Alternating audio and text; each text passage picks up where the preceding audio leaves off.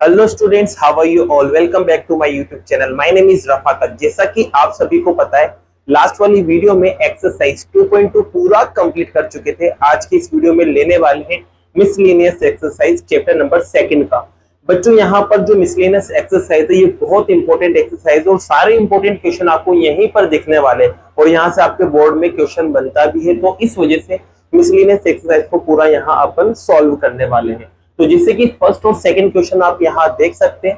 First question ये रहा, second ये रहा। क्या निकालना है? दोनों में वैल्यू आपको निकालना है।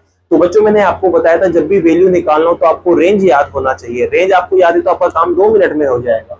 तो यहाँ पर जैसे कि बात करते हैं कोस की। अब बच्चे क्या करते हैं, कोस से कोस कट कर देते हैं। अब कट करने पर ये 13π/6 आता है और यही बच्चे कहते हैं कि ये आंसर है। लेकिन बच्चों, ये आंसर नहीं है। क्यों नहीं है? क्योंकि जो कोस है ना, उसकी जो रेंज होती है वो होती है 0 से पाई तक। क्या होती है? 0 से पाई तक इसकी रेंज होती है। अब 0 से पाई के बीच में ये वैल्यू तो आ ही नहीं रही है, दूर दूर तक वैल्यू नहीं आ रही है, ये इसके अंदर बिलोंग ही नहीं कर रहा है। इसका मतलब है 0 से 180 तक। लेकिन ये 0 से 180 के बीच तो है ही नहीं, ये 180 से बहुत ज्यादा है, इस वजह से इसके अंदर बिलोंग नहीं करेगा, तो ये आंसर नहीं हो सकता। अब इसकी वैल्यू देखते हैं, ये होता क्या है, ये है कितना। तो आपको पता है बच्चों, ये होती है 30 की वैल्यू। ठीक है, अब इन दोनों को जब आप मल्टीप्लाई करेंगे तो ये होता है आपके पास 390।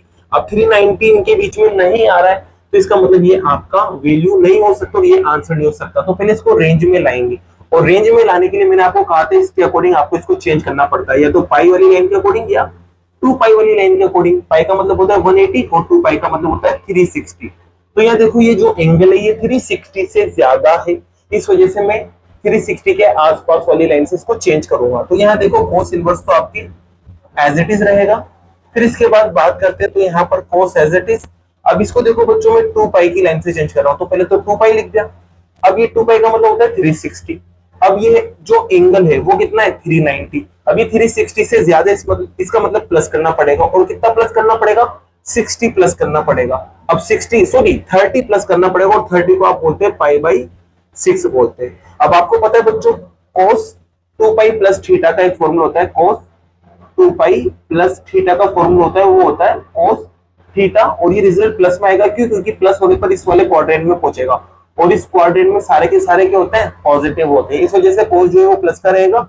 और ये नॉट चेंजिंग लाइन है, तो कोस का कोस ही रहेगा और थीटा की जगह थीटा आ जाएगा। तो यहाँ पर क्या होगा, इसको समझते हैं। तो cos inverse as it is, cos यहाँ पर एज इट इज, थीटा की जगह क्या आ जाएगा? π/6। और ये रिजल्ट किसमें आएगा? प्लस में। क्यों? क्योंकि फर्स्ट क्वाड्रेंट में सारे प्लस होते हैं। कोस से कोस कैंसिल हो जाएगा, आपके पास बचा रह जाएगा π/6। और यही क्या है बच्चों? आपका आंसर। अब ये π/6 का मतलब होता है 30 और 30 इन दोनों के बीच में आता है, इस वजह से आपका ये आंसर है, ना कि ये वाला। ध्यान रखना है आपको। अब सेम काम बच्चों सेकंड क्वेश्चन में करते हैं। यहाँ पर भी बच्चे क्या करते हैं, डायरेक्ट इसको कट कर देंगे और 7π/6 अपॉन लिख देंगे। ये इसका आंसर नहीं है।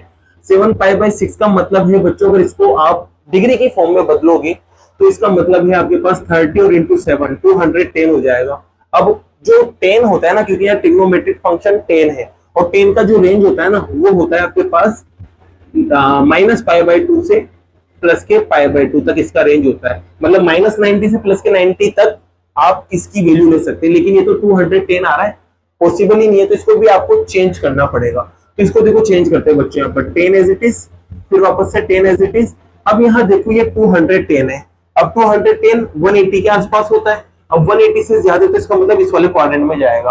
तो इस वाले क्वाड्रेंट में जाएगा, तो मतलब मुझे प्लस करना पड़ेगा। अब 180 में कितना प्लस करूं कि 210 आ जाए, तो आप कहोगे 30 प्लस करना है। तो इसका मतलब मैं यहाँ लिख सकता हूँ 10 पाई प्लस। अब 30 को अपन बोलते हैं बच्चों π/6। ठीक है, ये प्लस करेंगे। अब इन्हें जब आप सोल्व करोगे तो वापस 7π/6 आएगा। ये भी आप देख लेना, यहाँ इनवर्स चल रहा था।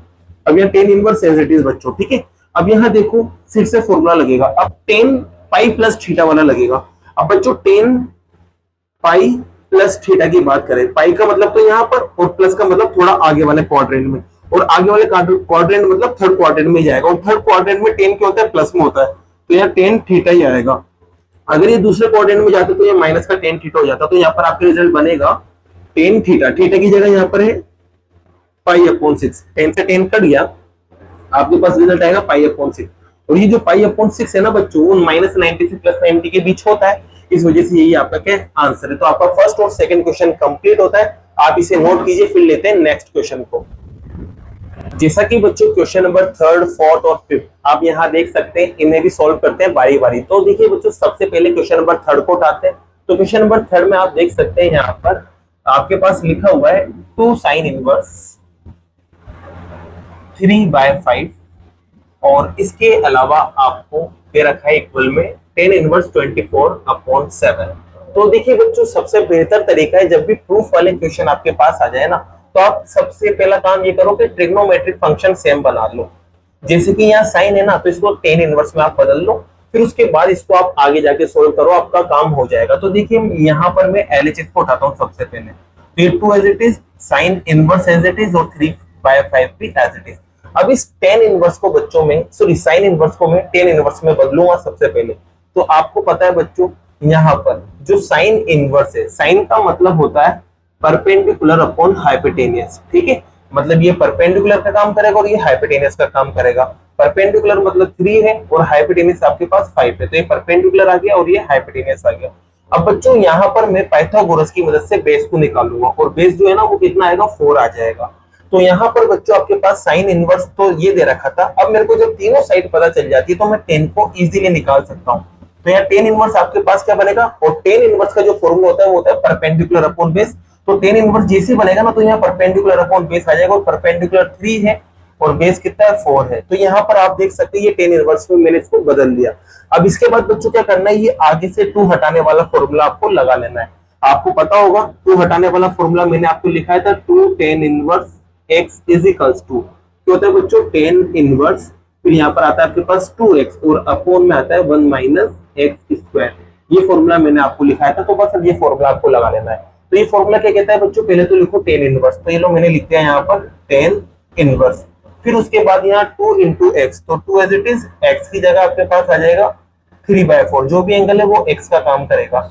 अपॉन में 1 minus x square, 1 as it is minus as it is, x की जगह इसका स्क्वायर करेंगे। जब इसका स्क्वायर करेंगे तो 3 का स्क्वायर तो 9 हो जाएगा और 4 का स्क्वायर आपके पास 16 आ जाएगा। ठीक है बच्चों, यहाँ तक की कहानी आपको समझ आ गई हो तो अब आगे देखते हैं। अब यहाँ पर देखो बच्चों, इसको सोल्व करेंगे। देखो ये कट चुका है, ये कट गया 2 बार, तो यहाँ पर आपके पास बचा है 10 इनवर्स, यहाँ बचेगा 3/2, यहाँ बचा आपके पास 3/2 और नीचे की तरफ देखते हैं। इसका जब आप एलसीएम लेंगे ना और सोल्व करेंगे, तो एलसीएम लेके सोल्व करने पर आपके पास बच्चों यहाँ पर बनेगा 16, 16 में से 9 को माइनस करेंगे तो 7, तो 7/16 आपके बन जाएगा। ठीक है, अब इसको सोल्व करते हैं। तो देखो बच्चों, आपको पता है जब इसको सोल्व करते हैं तो 3/2 तो एज इट इज, और इसको जब ऊपर की तरफ ले जाएंगे तो आपको पता है बच्चों 16 तो ऊपर चला जाएगा और 7 नीचे की तरफ आ जाएगा। अब यहाँ पर देख सकते हैं ये कट हो जाएगा, ये कितनी बार कट होगा, 8 बार कट हो जाएगा। तो 10 इनवर्स आपके पास बनेगा 8 इंटू 3 मतलब 24 और नीचे चल रहा है आपके पास 7। ठीक है, तो आपको लाना क्या था देख सकते हैं, तो आपको लाना था 10 इनवर्स 24/7, जो कि यहाँ आ चुका है। तो लास्ट में बस आपको लिखना है LHS इक्वल्स टू RHS, और इसी के साथ बच्चों आपका ये क्वेश्चन नंबर थर्ड क्या होता है, कंप्लीट होता है। नोट कीजिए, फिर लेते हैं नेक्स्ट क्वेश्चन को। तो बच्चों इसको रफ करते हैं। अब लेते हैं क्वेश्चन नंबर 4 को। तो क्वेश्चन नंबर 4 में देखो यहाँ पर भी मैं LHS को उठाने जा रहा हूँ। किसको उठाने जा रहा हूँ बच्चों, सबसे पहले LHS, डायरेक्ट LHS लिख रहा हूँ मैं यहाँ पर। LHS में आपके पास लिखा हुआ है साइन इनवर्स 8/17, फिर साइन इनवर्स 3/5, ये आपके पास लिखा हुआ है। अब देखिए बच्चों, यहाँ पर भी साइन इनवर्स आ रहा है, यहाँ पर भी साइन इनवर्स आ रहा है, और यहाँ पर क्या आ रहा है 10 इनवर्स। तो क्या करते हैं, सबसे पहले इन दोनों साइन को मैं 10 में कन्वर्ट करता हूँ, और 10 में कन्वर्ट करने के लिए बच्चों यहाँ पर एक रफ वर्क करेंगे आप थोड़ा सा। इसके लिए पहले करते हैं, यहाँ पर एक ट्राइंगल बनाते हैं और इसका परपेंडिकुलर बेस और हाइपोटेन्यूज ढूंढते हैं। परपेंडिकुलर तो 8 है बच्चों यहाँ पर, हाइपोटेन्यूज आपको पता है कितना है 70। इस वाले की बात करें तो इसमें यहाँ आप देखेंगे कि इसका परपेंडिकुलर आपके पास 3 है और हाइपोटेन्यूज कितना है 5 है।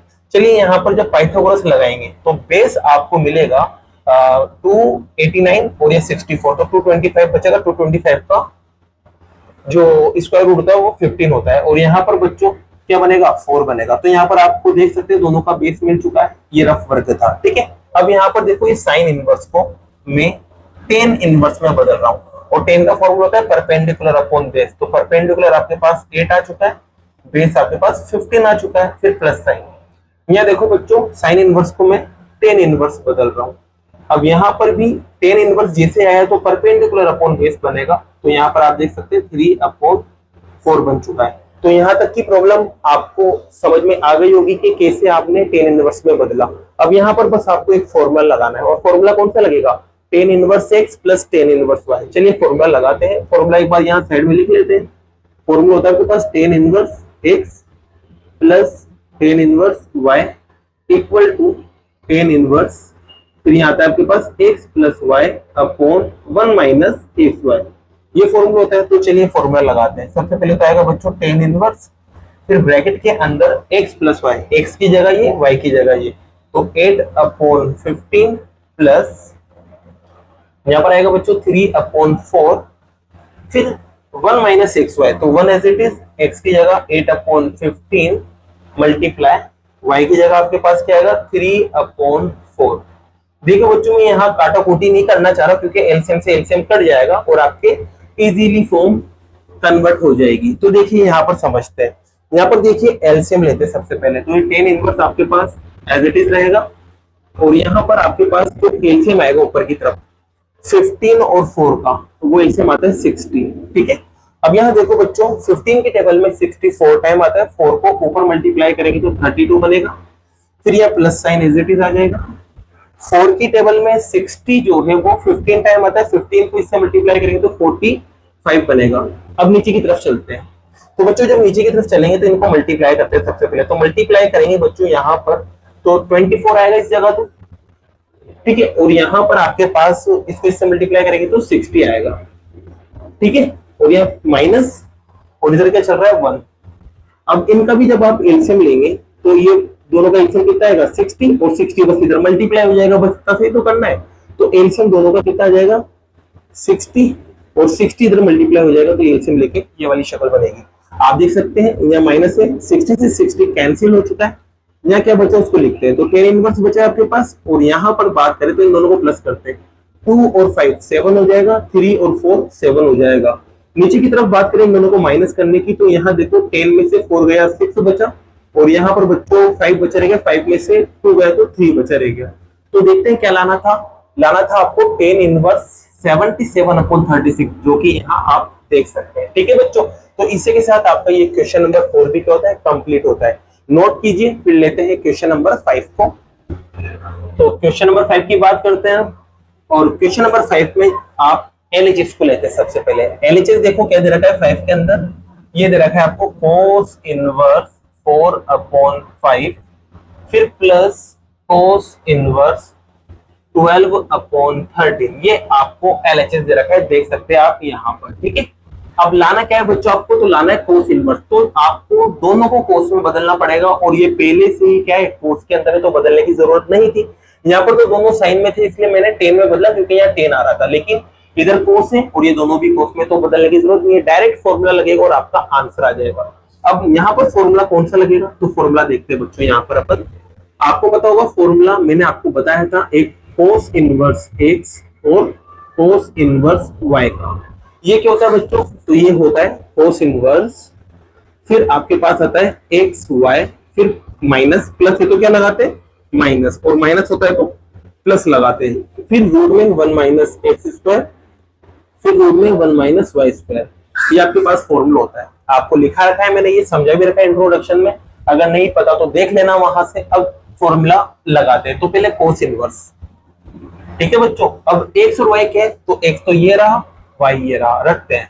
x की जगह देखो बच्चों आपके पास आएगा 4/5, y की जगह आपके पास आएगा 12/13, फिर माइनस, फिर वहां रूट में देखेंगे तो 1 माइनस एक्स स्क्वायर है, तो 1 एज इट इज, x की जगह फिर से 4/5 का स्क्वायर हो जाएगा बच्चों, और फिर दूसरे रूट के अंदर 1 माइनस वाई स्क्वायर है, तो y की जगह 12/13 का स्क्वायर हो जाएगा। तो देखो लगे हाथ में यहाँ डायरेक्ट स्क्वायर करता हूँ, इसका जब स्क्वायर करूंगा तो क्या बनेगा 16/25, क्या बनेगा बच्चों 16/25, और इसका स्क्वायर करेंगे तो 12 का स्क्वायर तो आपको पता है 144 होता है, और 13 का स्क्वायर 169 होता है। ये लोग मैंने लगे हाथ स्क्वायर भी कर डाला। ठीक है बच्चों, अब इसको सोल्व करते हैं। तो यहाँ देखो कट तो है ही नहीं रहा ये, तो मल्टीप्लाई करते हैं, तो इसको इससे मल्टीप्लाई करेंगे आप तो 48 आना है, और जब इन दोनों को मल्टीप्लाई करेंगे तो 65 आना है, minus as it is. LCM लेते हैं तो एलसीएम लेने पर यहाँ 25 आएगा, 25 को इसमें से माइनस करेंगे तो 9/25 आएगा। ठीक है बच्चों, यहाँ पर एलसीएम लेंगे तो 169 इधर आ जाएगा और इसमें से इसको माइनस करेंगे तो 25 आएगा और अपोन में 169। ये मैंने एलसीएम ले लिया और सोल्व भी कर दिया, साथ के साथ माइनस भी कर दिया। अब चलिए इसको रूट से बाहर फेंकते हैं, तो यहाँ 48 as it is, 65 as it is, minus as it is, 9 का रूट 3 होता है और 25 का रूट 5 होता है। मल्टीप्लाई में 25 का रूट 5 हो जाएगा और 169 का रूट 13 हो जाएगा। आप देख सकते हैं 5 से 5 दोनों कैंसिल हो चुके हैं, तो आपके पास बचा क्या उसे लिखते हैं। यहाँ cos इनवर्स बचा है और साथ में 48/65 बचा, और दूसरी तरफ देखते हैं ये दोनों कैंसिल हो गए तो 3/13 बचा है। ठीक है, यहाँ तक कोई प्रॉब्लम होंगी नहीं। अब एलसीएम लेते हैं बच्चों इसका, तो यहाँ जब आप एलसीएम लेंगे तो एलसीएम कितना आएगा, 65 आएगा। ठीक है, 65 से 65 एक बार कट होगा और एक को ऊपर मल्टीप्लाई करेंगे तो 48 आना है। माइनस 13 की टेबल में 5 बार आता है बच्चों, 5 को ऊपर इंटू कर दो तो कितना आ जाएगा, 15 आ जाएगा। माइनस करके देख लो यहाँ पर बस आप इसे, तो माइनस करते हैं, 8 - 5 करेंगे तो 3, 4 - 1 करेंगे तो 3 और नीचे क्या चल रहा है, 65। देखो लाना क्या था, लाना था आपको cos इनवर्स 33/65, जो कि यहाँ आ चुका है cos इनवर्स 33/65। तो यहाँ पर बस आपको लिख देना है LHS इक्वल्स टू RHS। ठीक है बच्चों, और इसी के साथ आपका एक क्वेश्चन नंबर 5 भी क्या होता है, कंप्लीट होता है। तो बच्चों बाकी के जो क्वेश्चन है वो नेक्स्ट वीडियो में करते हैं। अगर वीडियो पसंद आई और ये क्वेश्चंस आपको समझ आए हो तो वीडियो को लाइक कीजिए, चैनल को सब्सक्राइब कीजिए। Thank you so much.